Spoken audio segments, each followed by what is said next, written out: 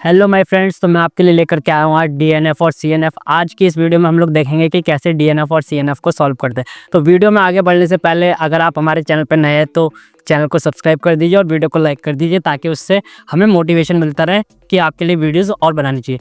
तो देखिए, डीएनएफ क्या होता है। DNF is a standard way to write Boolean function as a product of sum. कोई भी अगर हमें बूलियन फंक्शन दिया जाता है तो हम लोग डीएनएफ में उसे क्या करते हैं, प्रोडक्ट ऑफ सम की फॉर्म में लिखते हैं। जैसे कि ये लिखा, हमने क्या करा, पहले एक्स और वाई का प्रोडक्ट करा है, फिर सम की फॉर्म में लिखा, पहले प्रोडक्ट फिर सम, पहले प्रोडक्ट फिर सम। सीएनएफ क्या होता है? CNF is a standard way to write Boolean function as a sum of product. CNF में हम लोग क्या करते हैं, बूलियन फंक्शन को सम ऑफ प्रोडक्ट की फॉर्म में लिखते हैं।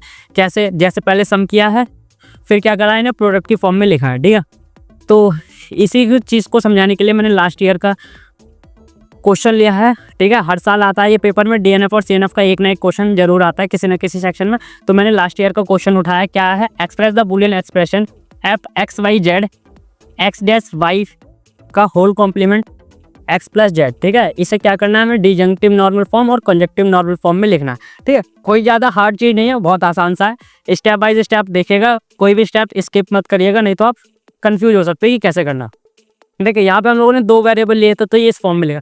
अगर आप 3 लेंगे तो 3 भी लिख सकते हैं। ठीक है, लेकिन उस चीज़ को लिखने के लिए एक तरीका होता है, कैसे, जैसे मैं बता देता हूँ। जैसे ये लिखा है एक्स वाई जेड, अगर हमारे पास 3 वेरिएबल है, वैसे तो इस क्वेश्चन में 3 ही है, तो हमें 3 वेरिएबल की जरूरत पड़ेगी। तो हमें कैसे लिखना है, एक्स वाई जेड। ठीक है, पहले ये, फिर क्या करना है, एक्स डैश वाई जेड, फिर एक्स वाई जेड डैश, फिर एक्स वाई डैश, वो वाई डैश तो हो गया, जेड डैश। ठीक है, हमें ऐसे क्या करते जाना है, एक एक के ऊपर कॉम्प्लीमेंट लगाते जाना। अब एक एक के ऊपर लग गया, अब 2 2 के ऊपर, X dash Y dash Z, फिर X Y dash Z dash, फिर एक्स डैश और वाई जेड डैश। ठीक है, अब 2 2 के ऊपर हो गया, अब तीनों के ऊपर लगा लो, X dash Y dash Z dash. ठीक है, तो ये आ गया हमारा बूलियन फंक्शन। अब हमें इसी की मदद से इसको सॉल्व करना है। ठीक है, तो क्वेश्चन को करने से पहले एक चीज़ यहाँ पे समझ लीजिए, ए प्लस ए डैश क्या होता है, हमारा 1 होता है। ए डॉट ए डैश क्या होता है, 0 होता है। ए प्लस 1 इक्वल टू क्या होता है, 1 होता है। ए डॉट ए होता है, और ए प्लस ए भी ए ही होता है।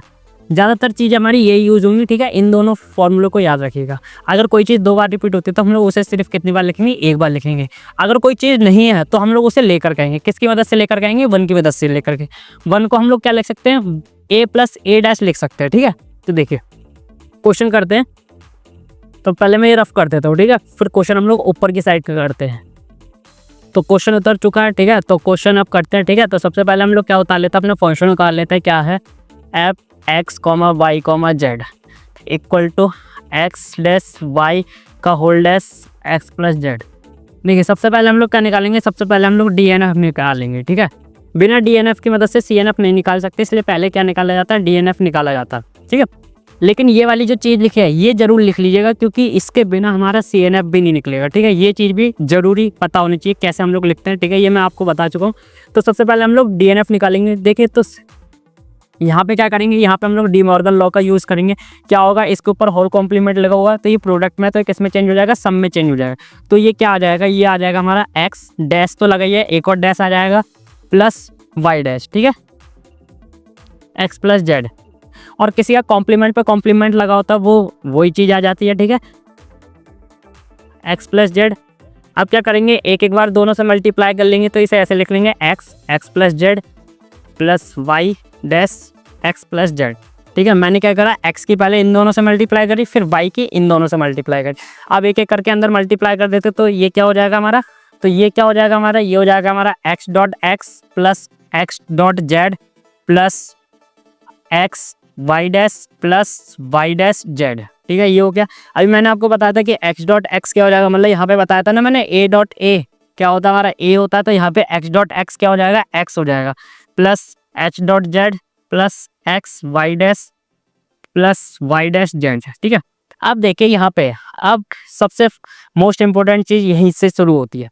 यहाँ पे हमारे एक्स के साथ कौन कौन से वेरिएबल नहीं है, वाई और जेड नहीं है। यहाँ पे कौन सा वेरिएबल नहीं है, यहाँ वाई नहीं है, यहाँ जेड नहीं है, और यहाँ एक्स नहीं है। तो हम लोग क्या करेंगे, इस सब में 1 से मल्टीप्लाई कर देंगे। तो देखिए, अगर मैं एक्स डॉट 1 लिख सकता हूँ ना, क्योंकि 1 से मल्टीप्लाई होगी।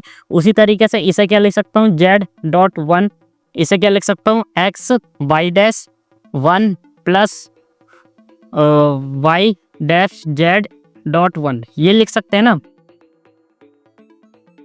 अब देखिए यहाँ पे पहले हम लोग क्या लाएंगे, y लाएंगे। मैंने ये बताया था कि क्या बताया था, a प्लस ए डैश किसके बराबर होता है, 1 के बराबर होता है।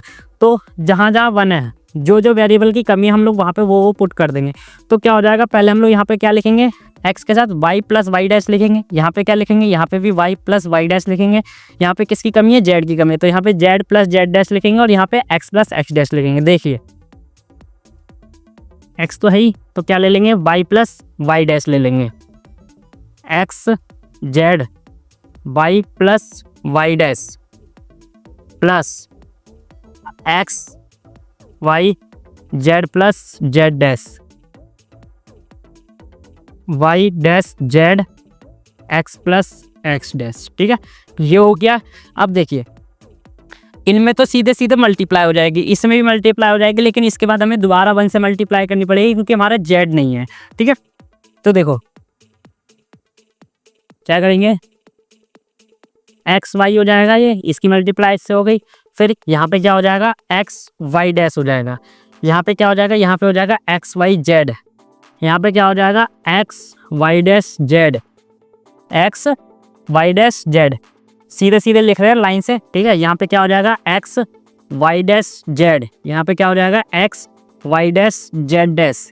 यहाँ पे क्या हो जाएगा, x Y dash z x dash Y dash z. ठीक है, x Y Z x Y Z x Y Z x Y Z x Y z सबके साथ है, लेकिन इन दोनों के साथ नहीं है। तो इन दोनों में दोबारा से क्या करेंगे, हम लोग 1 की मल्टीप्लाई करेंगे। तो इसमें 1 की मल्टीप्लाई करते तो कितना आ जाएगा, x y 1 plus x Y dash 1। ये 1 है, ये भी 1 है, और बाकी सारी चीज़ें वैसी की वैसी उतर जाएंगी। तो मैं यहाँ पे जल्दी से फटाफट उतार लेता हूँ इसे।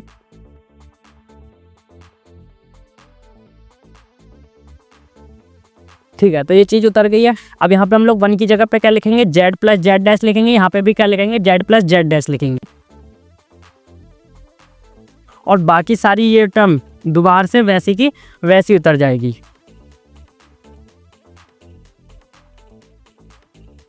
ठीक है, तो ये उतर चुकी है। अब इसमें क्या करेंगे, अंदर मल्टीप्लाई कर लेंगे। तो मल्टीप्लाई कर लेते हैं। तो हम लोग यहाँ पे मल्टीप्लाई कर लेते हैं। मल्टीप्लाई करने पे क्या आ जाएगा, यहाँ पे ये आ जाएगा हमारा x Y z plus x Y Z dash. ध्यान से देखेगा, हमें कॉम्प्लीमेंट का ध्यान जरूर रखना है।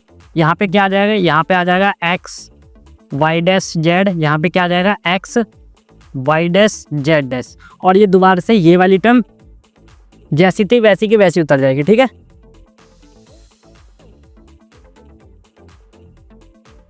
ठीक है, तो ये चीज़ मल्टीप्लाई हो चुकी है, सारी की टर्म वैसी की वैसी उतर चुकी है। अब देखिए आगे क्या करना। तो आगे करने से पहले मैं इसी चीज़ को यहाँ उतार लेता हूँ क्योंकि नीचे जगह नहीं है। ठीक है, तो मैं फटाफट ये चीज़ जल्दी से यहाँ पे उतार लेता हूँ।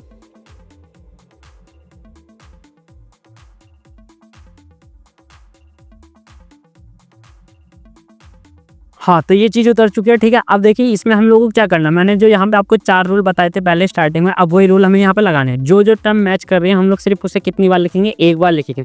तो पहले चेक कर लेते हैं, पहले एक्स वाई जेड चेक कर लेते हैं। क्या एक्स वाई जेड इसमें है, एक्स वाई जेड ये रहा, एक्स वाई जेड एक एक्स वाई जेड ये रहा, और कहीं है नहीं। तो इन दोनों को हम लोग कितनी बार लिखेंगे, एक बार लिखेंगे। ये आ गया हमारा एक्स वाई जेड। ठीक है, दूसरा अब इस वाली टर्म को चेक करते हैं, x Y Z dash, x Y Z dash x Y Z dash x Y Z dash नहीं है, ये सिर्फ एक बार है। एक्स वाई जेड डैश एक बार है, एक बार और चेक कर लेते हैं, नहीं है। तो इसे सिर्फ कितनी बार लिखेंगे, एक बार लिखेंगे, एक्स वाई जेड डैश। ठीक है, ये टर्म भी हो चुकी है हमारी। अब देखते हैं x Y dash z, x Y dash z कहाँ पर है, एक तो ये रहा, एक ये रहा, और एक ये रहा, 4 है ये, 1 2 3 4। तो इसे कितनी बार उतार लेंगे, एक बार उतार लेंगे, एक्स वाई डैश जेड। ठीक है, ये हो गया। अब देखते हैं एक्स वाई डैश जेड है क्या, सिर्फ हमारे पास ये 2 टर्म बची है, नहीं है।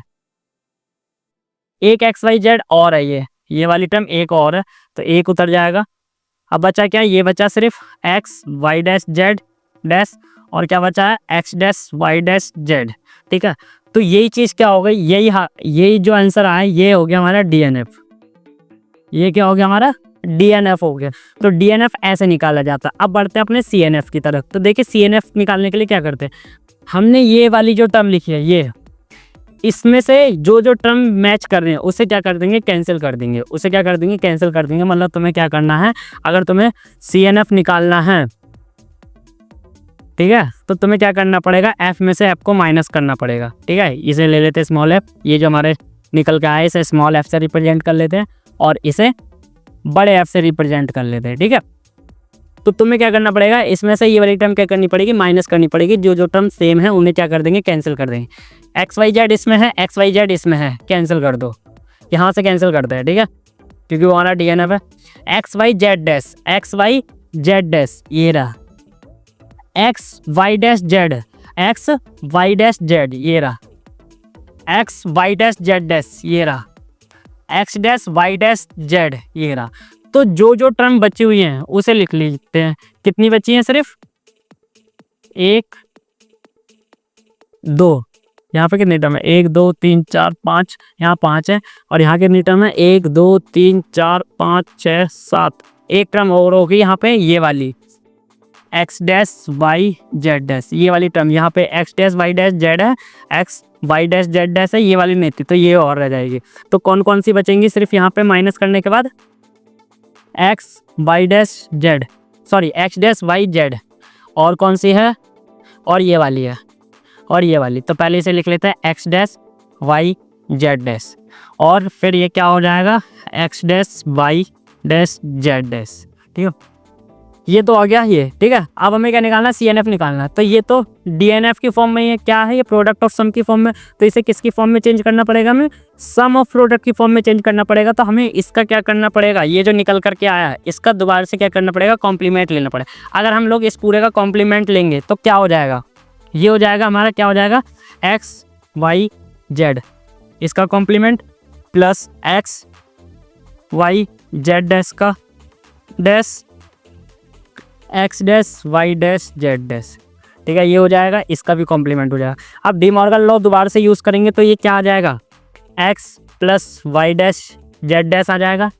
ठीक है, फिर ये क्या हो जाएगा, X प्लस, यहाँ पे भी प्लस आएगा, सॉरी। ठीक है, यहाँ पे क्या आ जाएगा, Y डैश प्लस Z, फिर दोबारा से X plus Y plus Z। ठीक है, तो ये जो आंसर आया ये आ गया हमारा CNF। ठीक है, ऐसे निकालते हैं CNF।